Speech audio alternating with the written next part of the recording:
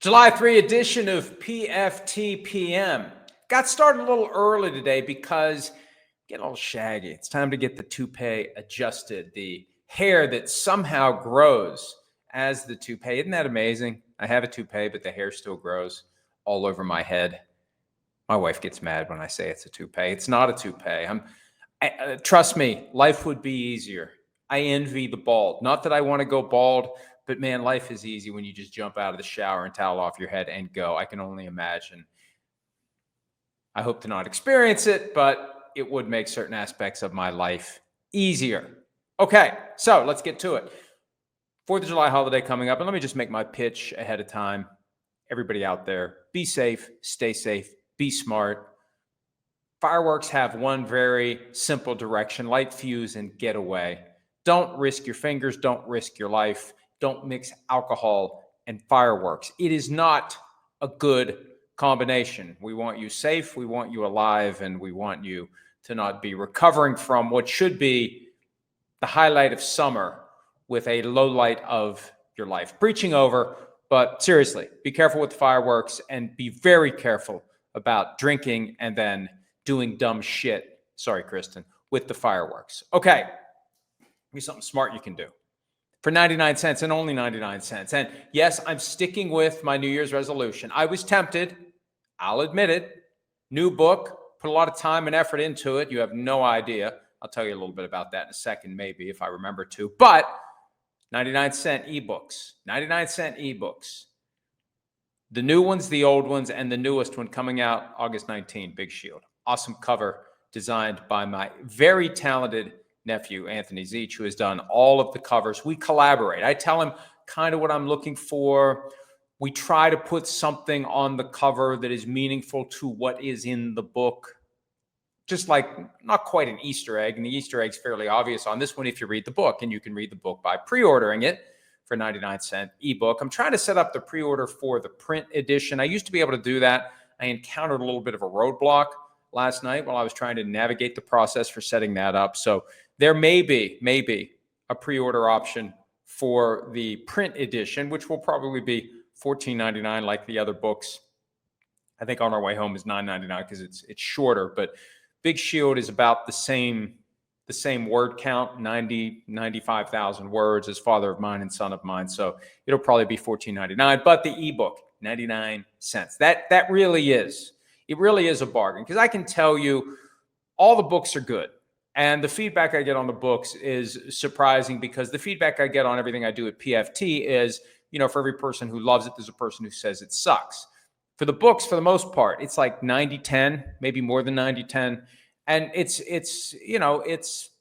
something to supplement your enjoyment of football. The goal is to give you something to read that you will enjoy. I think there is nothing like having that good book that you're in the process of reading, that you're looking forward to the opportunity whenever you have a chance to read a little bit more, and you don't want that experience to end, because then you have to find another book that you like. And as someone who has suffered through some bad books recently, I'm not going to name names, bad, boring books, I just, I encourage you to sample.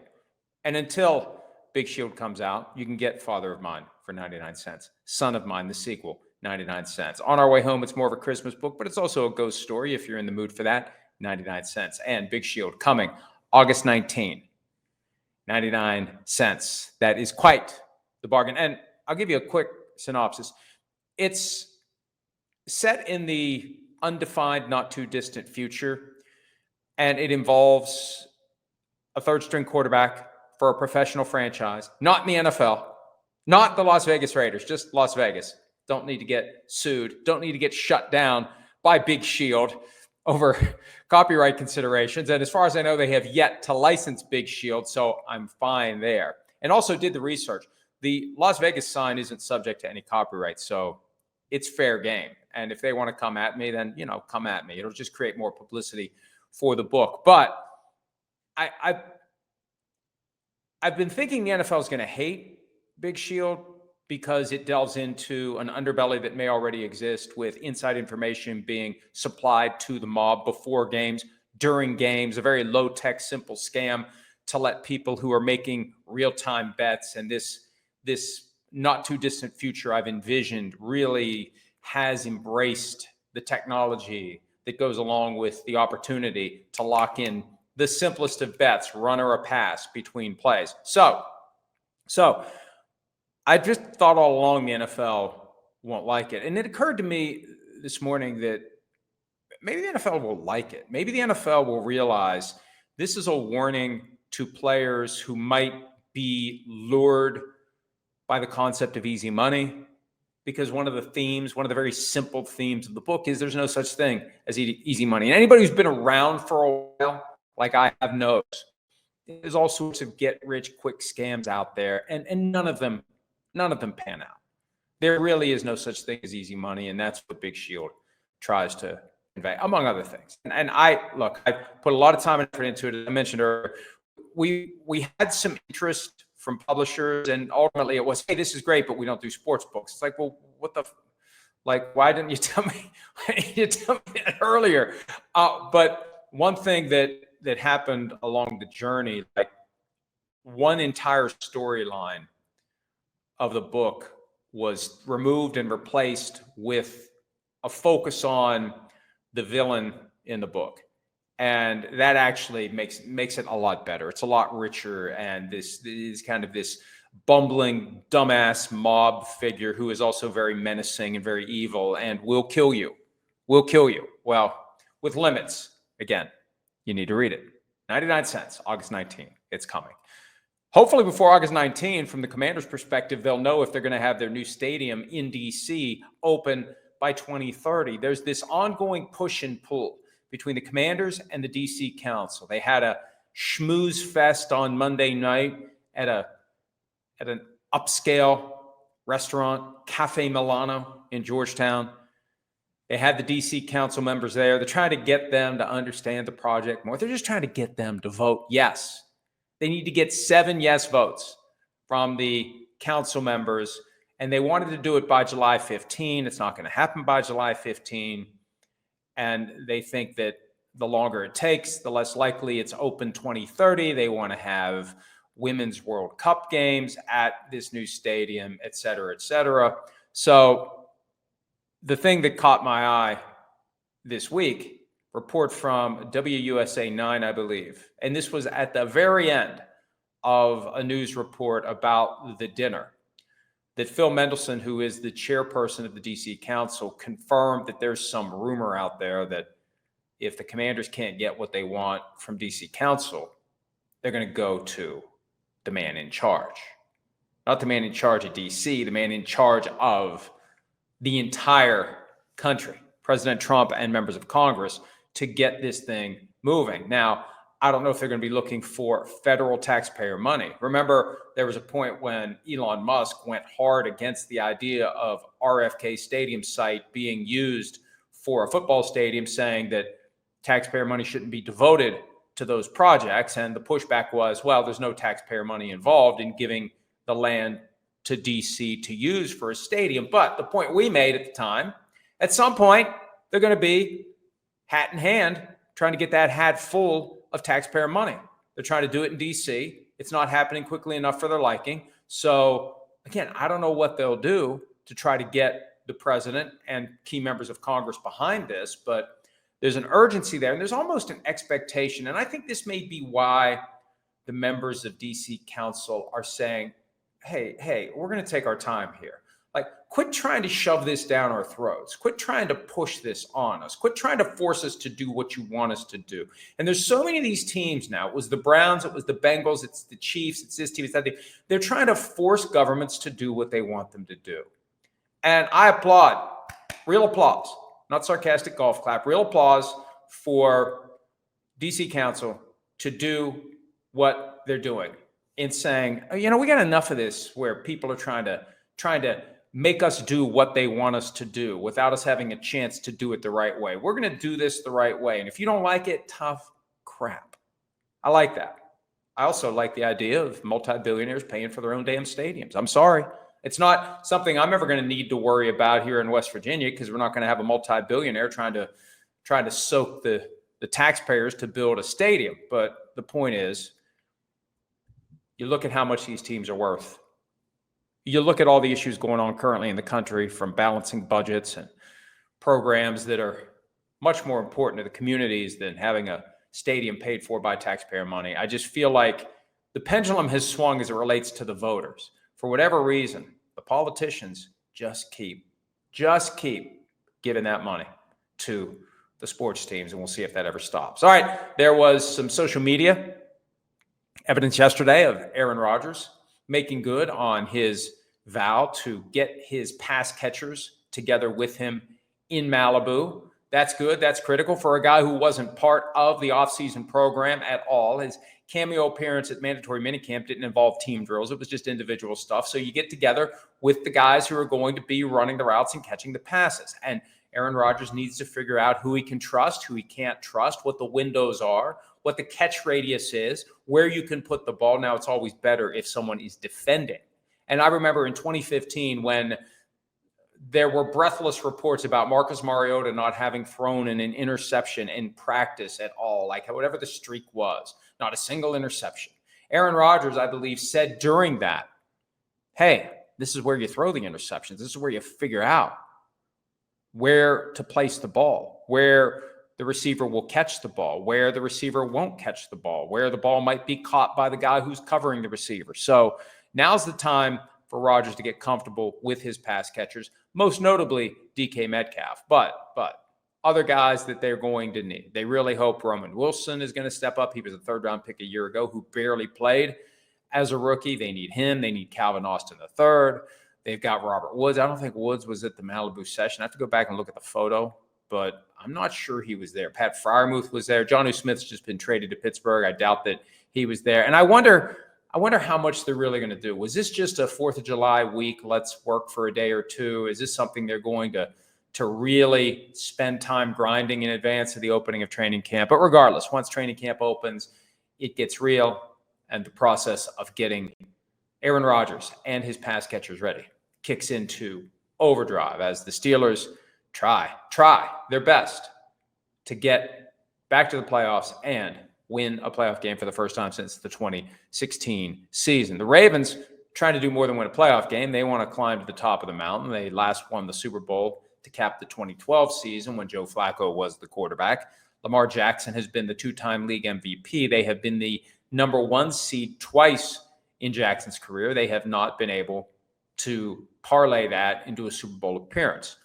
Receiver DeAndre Hopkins suggested he could be the missing piece. The Ravens are missing something, and it could be him. It also could not be him. And DeAndre Hopkins was at one point one of the best receivers in the NFL.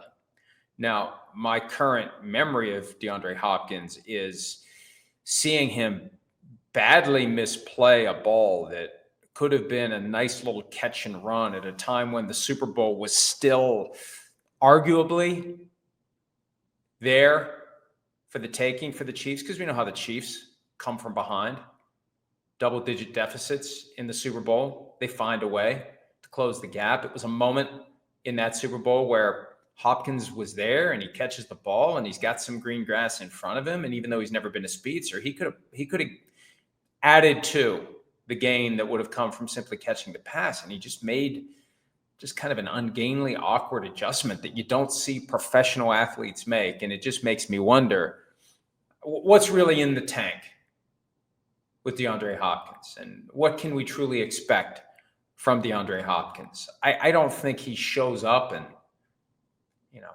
becomes the guy. I mean, Zay Flowers is the guy and Rashad Bateman's closer to the guy. DeAndre Hopkins is like third option slot guy, 3rd and 7. He'll get you 8 yards. So I don't know that that's what they're missing. What they're ultimately missing is guys who are going to step up and make big plays in big games. They can take care of the regular season, but at the postseason, I don't know if there's just a hyper awareness. I don't know if there's an anxiety level that kicks in. I don't know if it's the pressure that comes from multiple years of failing to get there. And I think that, and I know how this goes. The regular season is a slog and it's one week after another, and it takes on its own rhythm. It takes on its own reality. And then when the regular season ends, for the teams that make it to the postseason, there is a dramatic change to just the overall vibe. And the teams that can ride that new wave versus the teams that think about it too much, the teams that feel too tight, like you have to just go take it. And if you're thinking too much about your past failure to close that deal and advance to the level you're trying to advance to, I think it becomes an impediment. I really do. And that's why teams like the Ravens, teams like the Vikings, who, are 0-2 in the postseason during Kevin O'Connell's time with the team and desperately need to change that narrative before it really hardens in the cement. The Steelers with their run of playoff losses. You need to pivot to that kind of a loose and free mindset where you don't think about the thing that is keeping you from getting to where you want to go. And it also doesn't help that the Ravens have to deal with the likes of the Bills and the Chiefs. That's the problem. Still murderer's row to get to the Super Bowl out of the AFC. So I don't think DeAndre Hopkins is the thing the Ravens are missing. I think the thing that they're missing is just slipping into the right mindset and just going out there and taking it and not getting yourself bogged down by thoughts of past postseason failures. And I know someone would say, oh, that doesn't matter. These are professional athletes. Baloney. They're human beings. And they see and they hear and they're affected by what's out there. They act like they're not, but they are. I posted a couple of things about the new DeMauice Smith book, Turf Wars. Daniel Kaplan, in an item for AWFOannouncing.com, he obtained a PDF of the book, told some of the stories, shared some of the details that are in Dee's book, which comes out in early August. I think it's August 5. We're going to try to get him on PFT PM and talk about it a little bit, especially with this collusion case. And he does address the collusion case in the book. Now, I don't know that he even knew the outcome of the collusion case when he finalized his book because, again, the NFLPA took that ruling and stuck it in a vault and locked it. But D. Smith said that there were people at the NFLPA who thought the whole thing was a waste of time. Now, given that the NFLPA is not using the ruling, which is a partial win for the players, or the evidence that was developed during the proceedings that became public as part of the ruling, they're not using it as a weapon against the NFL. It was a waste of time because you picked up something that you refused to use. You won a prize that you are locking away. So from that perspective, it was a waste of time because they gained some valuable stuff that they could be using as part of what should be a never-ending back and forth battle between labor and management. So yes, it was a waste of time there, but it wasn't a waste of time as it relates to potentially finding stuff you can use and proving that the owners do indeed collude. We've suspected it. We've just kind of accepted it. I think that's one of the reasons why reporters aren't advancing the story. Like, yeah, we know they do it. Right, we know they do it, but we finally caught them doing it. We finally have the evidence. And when you throw on top of it the inexplicable fact that the NFLPA isn't doing anything with it, why aren't they doing anything with it? Is it to make Lloyd Howell look good? Is it to not make J.C. Treader look bad? Is it to set the stage for long-term labor peace through a new CBA? Is it because the NFLPA feels under siege because of this FBI investigation over one-team partners? There's a lot of questions to be answered, and nobody's trying to get the answers. But it was around Memorial Day weekend, and it was PFT Live with Michael Hawley, and I was reminded during the conversation of the fact that there was a ruling in the collusion case that had been successfully buried. And bright, shiny objects, we move on. Things get forgotten. We have goldfish brains. I know I do.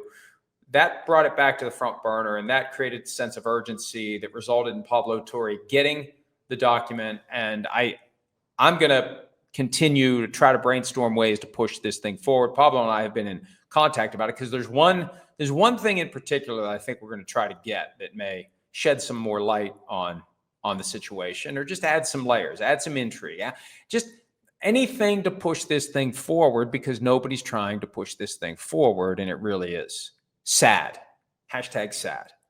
All right, let's answer some questions before we wrap up this Pre-4th of July edition of PFT PM. By the way, no show on Friday. No days off, except when we take days off. This episode is going to have to carry you through to Monday, when we'll be back with an all-new edition of PFT PM. A few questions before we wrap it up. Cousin Vin, if the Steelers don't have the season they want, could Mike Tomlin be out? If so, what are his possible destinations? You know, I've mentioned this a few times, and I've talked to somebody who isn't in the Steelers organization but has strong ties to it. Anytime the issue of Mike Tomlin being fired comes up, it provokes laughter. They're never going to fire him. Now, would he walk away? I don't know. Would he welcome the opportunity to be traded somewhere else? The coach, when it comes to a potential trade, and it's not really a trade, but it is a trade, another team approaches the current team and says, hey, could we talk to your coach about hiring him? And if so, what compensation would you want? And if they work out that deal and then the team gets permission to go to the coach, the team can try to convince the coach to come coach the new team, knowing that the deal that's in place for compensation would be finalized if that happens. So it's not really a trade, but it is a trade. But the coach has necessarily a no trade clause, because all he has to say to the new team is, I'm not interested. So if some team comes sniffing around after this season, and if they are willing to make the Steelers an offer they won't refuse, and if Tomlin is willing to make the change, can you rule that out? No, you can't rule that out. But that's the only way it would happen. I don't think the Steelers are going to fire him. And we know the Steelers are going to be competitive. The question is, how far can they get? 9-8, 10-7, get to the playoffs. Can they win a playoff game? Can they go on the road and win a playoff game? Because I don't think we look at them as a team that can win the division, do we? I guess they could. They were doing well last year. It all comes down to Rodgers. How much of a boost does Rodgers give to that offense? And also, do they get this TJ Watt thing under control? I believe, and I need to write this up, I believe, based upon the conversations I've had, that the Steelers are confident when they put their best number on the table, and it's time to decide on whether or not to miss game checks. Whatever that number is. Now, there's a gap. There's a big gap, I'm told, between what Watt wants and what the Steelers are willing to pay. But when they put their last best offer on the table, which they'll do at some point between now and week 1, will TJ Watt say, I'm going to let that divided out over 18 weeks of a regular season, I'm going to let that go away. I'm going to miss that. I'm going to give that up and not play the game I love. So what we'll see. This all may be about getting the Steelers to go a little bit higher than whatever their predetermined best number is. But I don't think they want to trade him. I think they'd have to be blown away with a trade offer. The no intention does leave the door open to change their mind. They didn't do what the Bills would say for Josh Allen or what the Chiefs would say for Patrick Mahomes. Trade him. Are you crazy? Are you high? Are you nuts? No intention was the reporting from NFL media, which, as we know, is partially owned and operated by the Pittsburgh Steelers. All right. Miller has a question. Would the NFL ever go to a much longer season? For example, play 18 to 20 games over 30 weeks in some way. You always get a 7-day break and could easily play every day of the week. Look, the networks don't want to dilute the weekly schedule. They don't want extended breaks. They don't want multiple bye weeks. 1993 was a 16-game season with 2 bye weeks, 18 weekends for 16 games, and the networks didn't like it because it ultimately made it harder to have great games in any given week because too many teams were off too many times during the course of the season. Now, will there be 2 bye weeks to get to 18 regular season games? I don't know. Because look, if you put in a second bye week, you're missing the President's Day weekend pipe dream that many have, where the Super Bowl is played on a Sunday night and everybody's off on Monday. So people can stay up late and have a hangover the next day, et cetera, et cetera. So if they do 2 bye weeks, unless they're going to start Labor Day weekend, you're not going to have the Super Bowl on President's Day weekend. And I don't think the NFL is inclined to do 2 bye weeks. I think they want to do 18 games in a 19-week season. And as we said yesterday, this trade-off of preseason games for regular season games, the logic as applied to its fullest would lead to 20 regular season games and 0 preseason games. I believe that's going to happen at some point. Maybe in my lifetime, maybe not. I don't know. I don't know how many years to put on it because look how long it took to go from 16 to 17, but it's not going to be very long to go from 17 to 18. I've made the argument in the past that the NFLPA should just come up with a long list of concessions and say, let's just go to 20 now. Let's just do it now. Give us this, and we'll go to 20 right now. Tom Marshall, a.k.a. Red Zone UK, is there a reason the Cowboys procrastinate every time an elite player is due to be paid? Well, there's two explanations. It's either stupidity or it's strategy. Let's take up the stupidity possibility. It's possible the Cowboys have never learned their lesson, that they think that by waiting and waiting and waiting, somehow the deal that they eventually do is going to be better than if they had done the deal earlier. Now, they are stupid if they think that because every time they wait and wait and wait, they end up paying more than they would have paid if they'd done the deal earlier. And they have a player who ends up not being as prepared as he could be for the season to come, whether it's Ezekiel Elliott in 2019, whether it's CeeDee Lamb last year, whether it's Micah Parsons this year, if he holds out or holds in as they drag their feet until the very last minute. That's if the explanation is stupidity.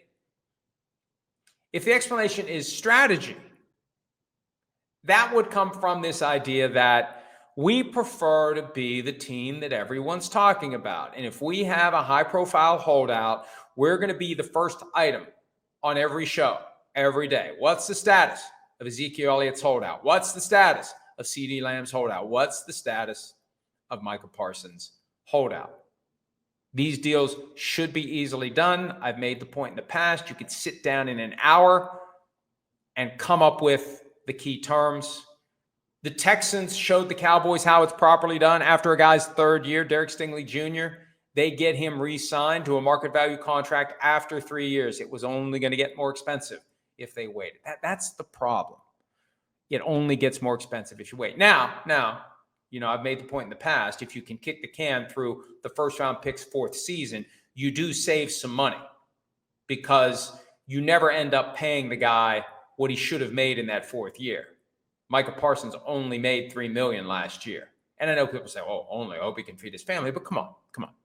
We're dealing with an industry where the owners are making billions. The players should be paid fairly. $3 million is unacceptable for Micah Parsons. And whatever he gets paid going forward, the difference between what he was worth to the Cowboys last year and what they paid him is never going to be fully leveled out because teams never pay for what you've already done. They're only going to pay for what they expect you to do. What have you done for me lately? No. What are you doing for me right now? And what do I reasonably expect you to do for me tomorrow? That's what you get paid on. And that's why now's the time for Micah Parsons to get paid. And the Cowboys are going to drag their feet and they're going to end up paying him more. And that's the other wrinkle with the Watt-Parsons situation. If I'm Watt, I want to wait and see what Parsons gets.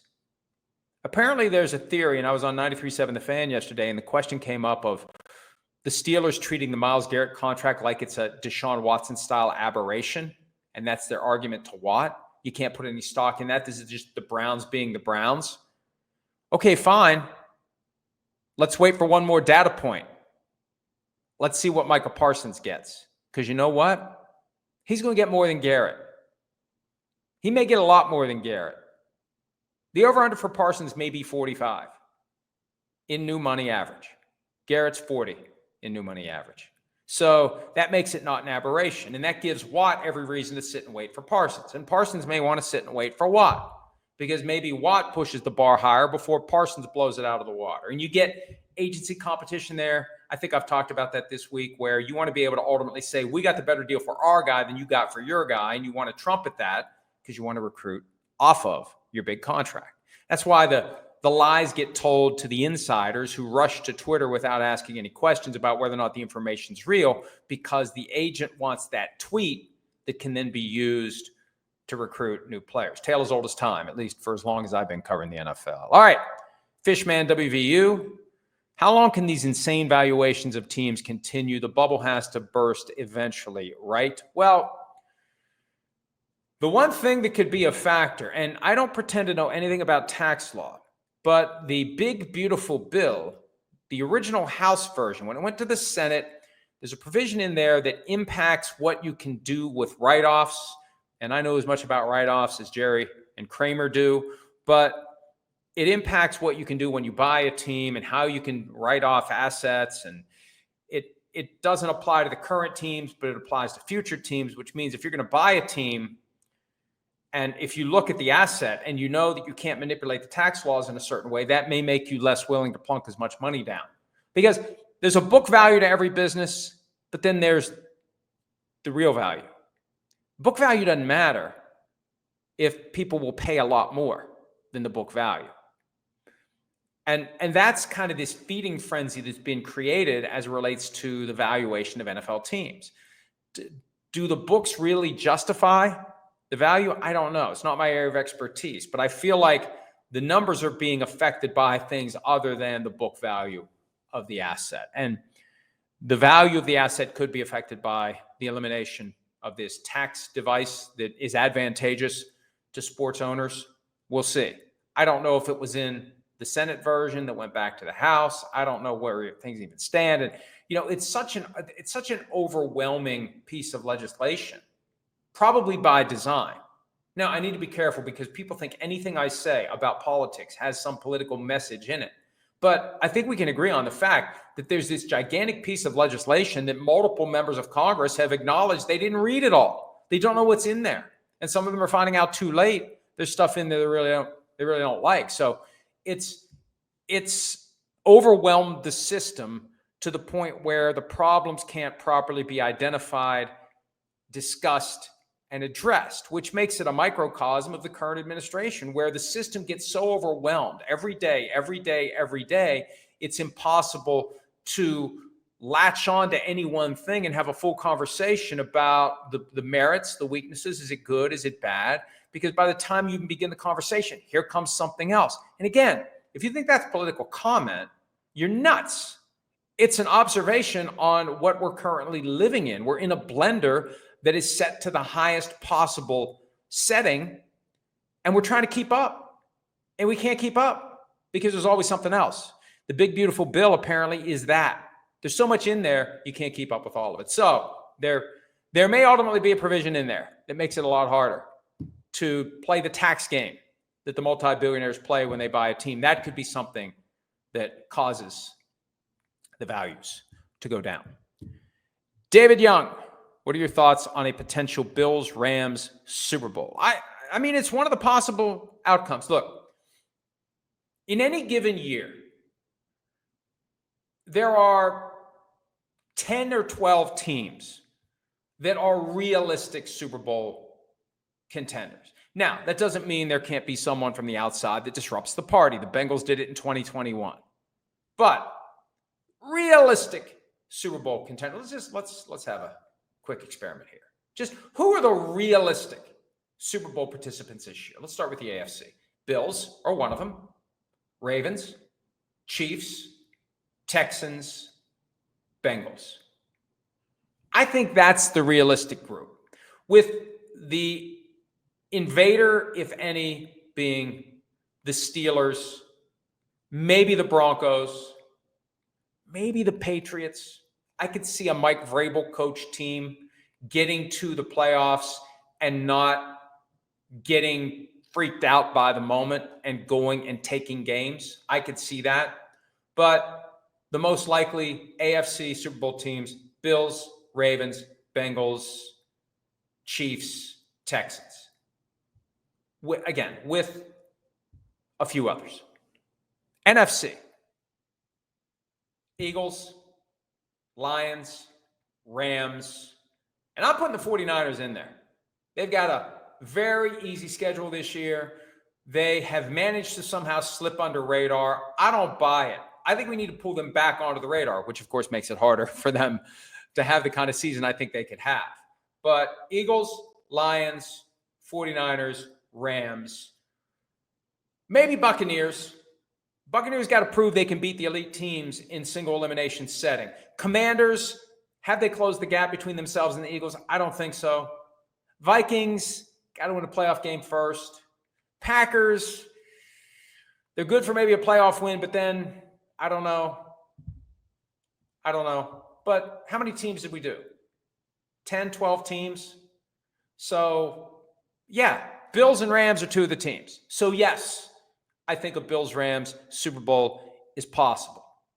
Now, it'd be a lot easier for the Bills if they didn't have to face the Chiefs. If they could just find somebody else who could knock off the Chiefs, maybe the first ever meeting, the one we've been waiting for since 2018 between Aaron Rodgers and Patrick Mahomes, maybe it happens in the wild card round of the playoffs. And maybe Aaron Rodgers gets a chance to beat Patrick Mahomes and does the Buffalo Bills a gigantic favor and keeps the Bills from having to face the Chiefs. I almost feel like the only way the Bills are getting to the Super Bowl is if they don't have to beat the Chiefs at some point along the way. And, you know, it's easy to be influenced by how things went last year, but we just saw the Eagles blow out the Chiefs in the Super Bowl.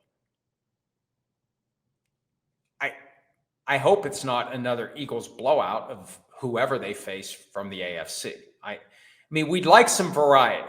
Wouldn't we prefer that? Wouldn't we prefer a couple of teams that nobody's really thinking about? Doesn't that make it more exciting? I know for the fans of the teams that are penciled in to be on the short list, they probably wouldn't like that. But just as a fan of the game, it's too much of the usual suspects.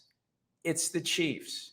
It's the Eagles. It's the 49ers. It's the Chiefs. It's the Eagles. It's the 49ers. I mean, the Chiefs have been to every Super Bowl except for one since 2019. Isn't that amazing? The worst case scenario for Patrick Mahomes since he became the starter is to lose in overtime of the AFC Championship. 2018 to the Patriots, 2021 to the Bengals. Every other time, he's gone to the Super Bowl. And this isn't anti-Chiefs. This is like, come on, man. Give one of the other kids a turn. Let's see somebody else in the Super Bowl for a change. But it's still Chiefs versus the field in the AFC. You know, all those big games they win, it gets back to the point from earlier about certain teams getting freaked out when they get into those single elimination moments. The Chiefs live for that. The Chiefs love that. The Chiefs slip right into it, and they know what to do. They know what to do. They know when it's time to hit the gas. That's why the Eagles beat them. One of the big reasons. You have to kill the Chiefs. You have to destroy and dismantle the Chiefs. You can't let them have a window in the fourth quarter. You can't have them down by 10. You're going to have them down by 20 or more if you're going to kill that beast.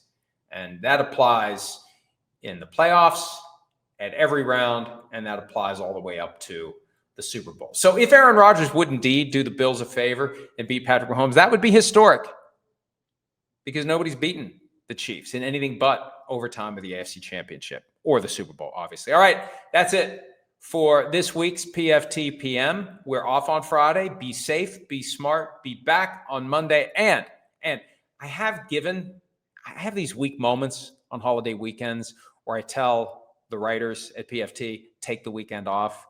I did it Memorial Day weekend, and I've done it again. So it's just going to be me and you Friday, Saturday, and Sunday at PFT. We'll be back on Monday with another edition of PFTM again. PFT PM, again. Be smart, be safe, and we'll see you back here on Monday. Hi, it's Mike Florio. Thanks for watching PFT on YouTube. Hit subscribe for the latest news and analysis from Pro Football Talk.